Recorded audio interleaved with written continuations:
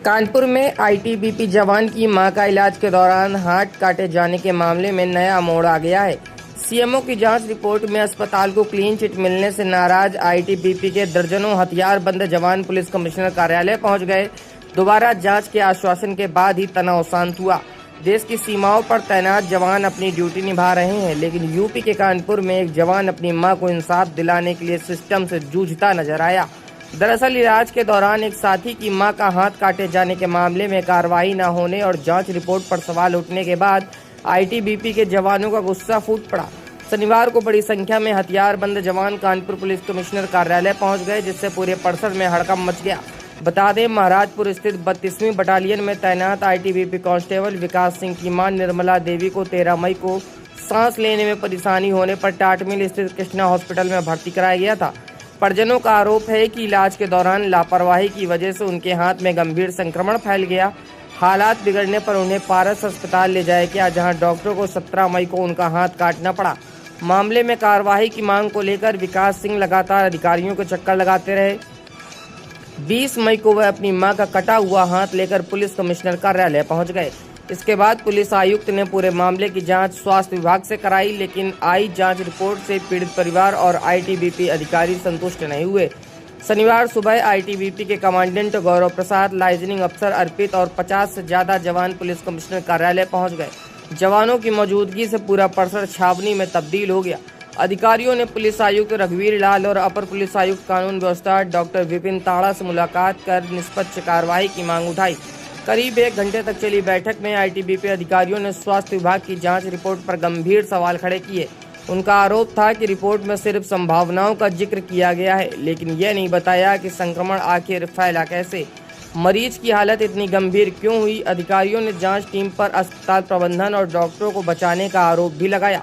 अपर police आयुक्त doctor Vipin ताड़ा ने बताया कि पीड़ित पक्ष जांच रिपोर्ट के कई बिंदुओं से असहमत था। इसी वजह से आईटीबीपी के अधिकारी और जवान पुलिस कमिश्नर कार्यालय पहुंचे थे।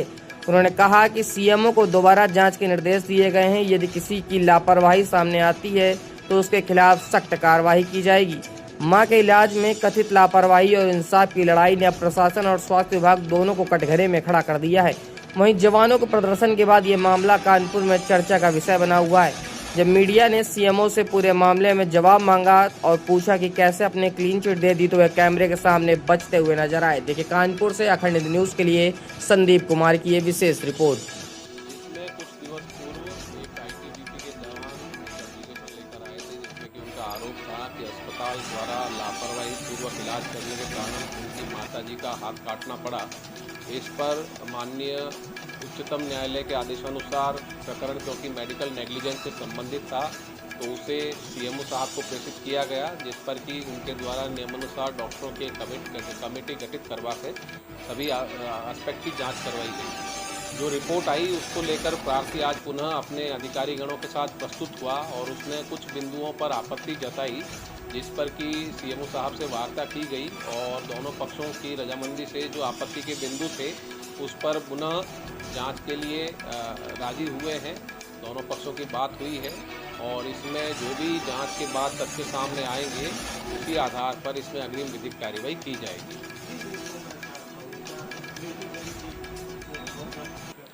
ये बिंदु प्रार्थी द्वारा अपने जो आपत्ति पत्र है उसमें दिए गए हैं, जो कि एक लिफाफे में माननीय सीएमओ साहब को प्रेषित किए गए हैं और इसमें जो भी जांच आएगी उसके बाद ही इसमें कुछ कहना उचित है, क्योंकि ये मेडिकल नेग्लिजेंस का केस है और पूरा प्रकरण इलाज से संबंधित है।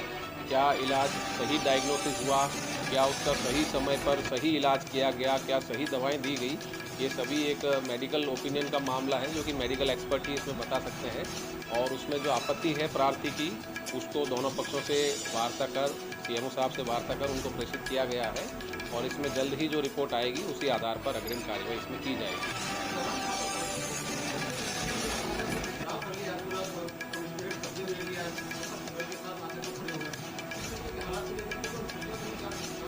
इसमें जो आईटीबीपी का जवान था वो अपने कई वरिष्ठ अधिकारियों के साथ यहाँ पर आए थे वार्ता करने के लिए। उस दौरान उनके जो हमराह थे वो बाहर खड़े थे। इस पर जो उनसे वार्ता की गई, उन्हें समझाया गया तो उन्होंने अपने जवानों को वापस भेज दिया और उन्हें ये बताया गया उनके द्वारा कि ये कोई इस प्रकार का काम नहीं था, ये केवल वार्ता करने के उद्देश्य से आए थे और वार्ता करने के पश्चात वो संतुष्ट है और जो इनका पत्र है वो सीएम साहब से वार्ता कर उन्हें प्रेषित किया गया है। जो भी तथ्य सामने आएंगे उसी आधार पर आगे कार्रवाई की जाएगी। जो लड़का विकास है आईटीबीपी से जवान, उसकी मदर के हाथ की जो जांच चल रही थी, कल जांच करके गोपनीय तरीके से हमने सर को सीपी सर को दे दी थी। बट जो आईटीबीपी के सर आए हैं तो उनका बैठक हुई, बैठक में उनके 2-4 सवाल उठे हैं, तो उसका जवाब सीपी सर ने हमको 2 पुलिस को दे दिया अधिकारी। अपनी टीम के साथ उनको ले जाकर जांच करके उसकी जांच और दे देंगे। बस यही मसला आज बात हुई है। 48 घंटे से ऊपर हो गए अभी तक जांच जो आई थी, जांच करने में सस्पेंस में जांच यार 40-42 लोगों का बयान भी लेना है, जांच भी करनी है, पेपर भी निकालना है, इतना थोड़ी कि एक दिन में हो जाएगा। सर बयान कैसे फिर लगा, रिपोर्ट कैसे लगा दी गई? काय की रिपोर्ट जांच करके रिपोर्ट लगाई है। सीपी सर कह रहे हैं कि गोलमोल रिपोर्ट है, कोई गोलमोल नहीं है, रिपोर्ट बिल्कुल सही थी, लेकिन 2-4 क्वेश्चन सर के रेज हुए, उनको पूरा करके पुलिस ऑफिसर के साथ रखे।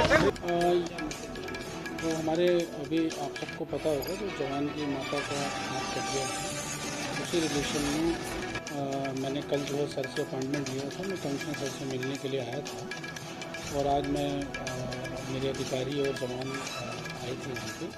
मैं अंदर सर के पास बैठा हुआ था, बाहर जवान खड़े थे। शायद मीडिया ने थोड़ा इसको गलत लेवल पे गलत रूप से ले लिया है।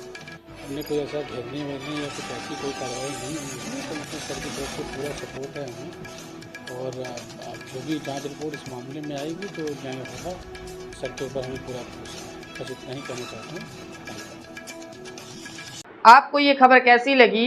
अपने सुझाव एवं विचार हमको कमेंट सेक्शन में जरूर बताएं और छोटी एवं बड़ी खबरों से अपडेट रहने के लिए बने रहें अखंड न्यूज़ 24 में। बात देश की, बात देश हित की।